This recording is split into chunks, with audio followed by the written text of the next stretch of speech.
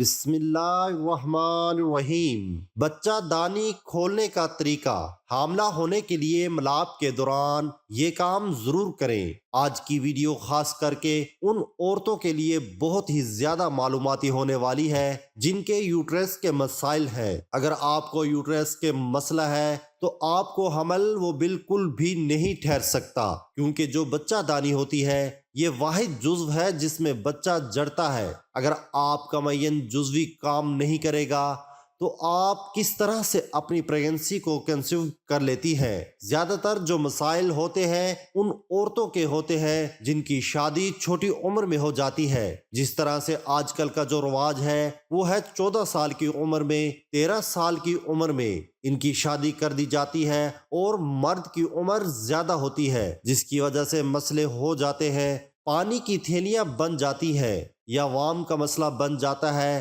تو بعد ازاں کیا ہوتا ہے؟ عورتیں یہ شکایت کرتی ہیں کہ جب ملاپ کرتے ہیں تو اس کے بعد ٹانگیں جو ہوتی ہے وہ سن ہو جاتی ہے، یا ملاپ کے بعد ان کو بہت ہی زیادہ درد ہونا شروع ہو جاتا ہے۔ تو آپ کو اس طریقے کار کو بالکل بھی نہیں اپنانا چاہیے۔ چھوٹی عمر میں شادی نہیں کرنی چاہیے۔ اگر آپ اس طرح سے کریں گے تو آپ کے یوٹرنس کے مسائل جو ہیں وہ بہت ہی زیادہ بڑھ جاتے ہیں۔ تو آج کی اس ویڈیو میں آپ کو بتانے والا ہوں کہ بچہ دانی کا جو منہ ہے وہ کن دنوں میں کھلتا ہے۔ دیکھ سکتے ہیں تو اگر آپ کی بچہ دانی کا منہ کھل گیا اور آپ نے مباشرت کر لی تو آپ کی پریگنسی جو ہوتی ہے وہ جلد از جلد کنسیو ہو جاتی ہے۔ سب سے پہلے جو آپ کی بچہ دانی ہوتی ہے وہ اوولیشن کے دنوں میں کھلتی ہے۔ اوولیشن کے دن کی علامات آپ نے سمجھ لینا ہے۔ اوولیشن کے ایک دن پہلے آپ کو ڈسچارج ہوگا تو وہ اس چیز کی نشاندہی کرے گا کہ آپ کے جو اوولیشن کے دن ہیں وہ شروع ہو چکے ہیں۔ اوولیشن کے دنوں میں آپ کی بچہ دانی کا منہ کھل جاتا ہے۔ اگر آپ جسمانی طور پر فٹ ہیں، اگر آپ کو پانی کی تھیلیوں کا مسئلہ ہے، اگر آپ کی بچی دانی میں پانی کی تھیلیاں بن جاتی ہیں، یا آپ کو ورم ہے، آپ کے یوٹرس میں ورم ہے، تو بچہ دانی کا منہ ہرگز نہیں کھلے گا۔ تو آپ اگر فزیکلی فٹ نہیں ہے تو آپ کسی قابل اعتماد ڈاکٹر سے رابطہ کریں اور آپ اس کا علاج کروائیں۔ تو بچے دانی کا جو منہ ہے وہ کھلتا ہے وہ اوولیشن کے دنوں میں، اور آپ کو اوولیشن کے دنوں میں زیادہ تر ملاپ کرنا چاہیے، جس کے بنا پر آپ پریگنسی کو جلد از جلد کنسیو کر سکیں گے۔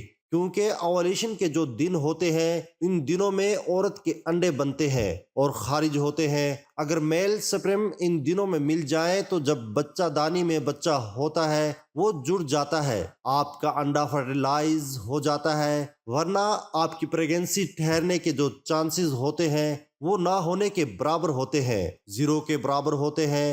اور ساتھ ہی ساتھ میں آپ کو ایک چیز اور بتاتا چلوں کہ ملاپ کے دوران آپ کو کیا کرنا چاہیے۔ جو عام طور پر خواتین ہوتی ہے ملاپ کے بعد فوراً کھڑی ہو جاتی ہے، جس کی وجہ سے مرد کے سپرم ہوتے ہیں وہ باہر نکل آتے ہیں۔ جو مرد جن کی طاقت کم ہوتی ہے سپرم ہوتے ہیں وہ باہر نکلنا شروع ہو جاتے ہیں۔ اگر آپ ایک ایسی پوزیشن میں لیٹی رہیں گی جن کی طاقت کم ہوتی ہے وہ سپرم بھی یوٹرس کی طرف جانا شروع کر دیتے ہیں۔ ایک چیز آپ اپنے دماغ میں بٹھا لیں، جو ڈیڈ سپرم ہوتے ہیں انہوں نے باہر نکلنا ہی ہوتا ہے۔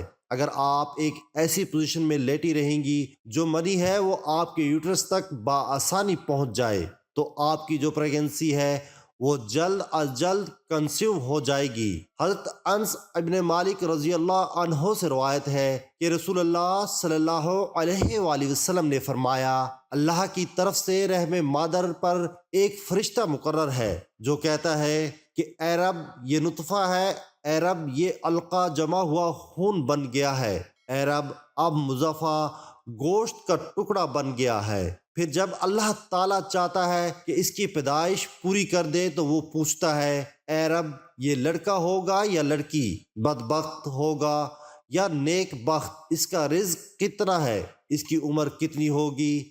اس طرح یہ سب باتیں اس کے ماں کی پیٹ ہی میں لکھ دی جاتی ہے۔ نبی کریم صلی اللہ علیہ وآلہ وسلم فرما رہے ہیں کہ اللہ تعالیٰ نے رحم مادر پر ایک فرشتہ مقرر کر رکھا ہے یعنی اللہ کی طرف سے فرشتوں میں سے ایک فرشتہ رحم مادر کے امور کو سنبھالتا ہے۔ رحم سے مراد وہ جگہ ہے جہاں ماں کے پیٹ میں بچہ پرورش پاتا ہے۔ وہ فرشتہ کہتا ہے اے رب نطفہ یعنی یہ نطفہ ہے۔ نطفہ سے مراد مرد کا مادہ منیہ ہے۔ یہی مفہوم اس کے بعد والے جملے کا بھی ہے کہ اے رب القا یعنی اے رب یہ القا بن چکا ہے۔ القا سے مراد گاڑھا خون ہے۔ پھر وہ کہتا ہے اے رب مزفہ یعنی اے رب یہ مزفہ بن چکا ہے۔ مزفہ گوشت کے ٹکڑے کو کہا جاتا ہے۔ ایک اور روایت میں ہے کہ ان ادوار میں سے ہر ایک کی مدت 40 دن ہے۔ پھر آپ صلی اللہ علیہ وآلہ وسلم نے فرمایا